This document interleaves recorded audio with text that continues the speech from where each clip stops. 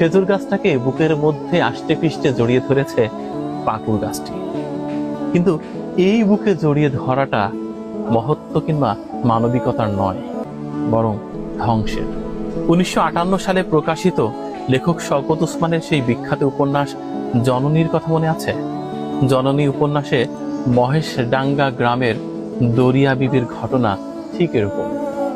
সমাজপতিদের রক্তচক্ষু, তারপর নারীত্ব মাতৃত্বের দ্বন্দ্ব, দারিদ্রতার কষাঘাত, সব মিলিয়ে একাকার হয়ে গেছিল উপন্যাসটি। আমাদের জীবনে অনেক মানুষের আগমন হয়, অনেকেই আমাদের বুকে টেনে নেয় ঠিক এভাবে। কিন্তু সেই বুকে টেনে নেওয়ার মধ্যে থাকে হিংস্রতা, অমানবিকতা, ধ্বংস। খেজুর গাছটাকে কি চমৎকার ভাবে বুকে আগলে রেখেছে বন পাকুড় গাছটি, কিন্তু খেজুর গাছ মারা যাচ্ছে।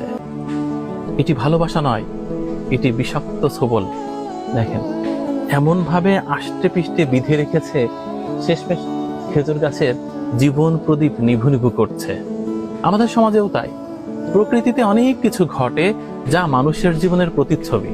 দেখুন আমাদের সমাজ সংসারে অনেক মানুষ আসে যারা বলে আমি এসেছি তোমার জীবনে ভালোবাসা দেবার জন্য, নিরাপত্তা দেবার জন্য, বিপদ থেকে রক্ষা করবার জন্য।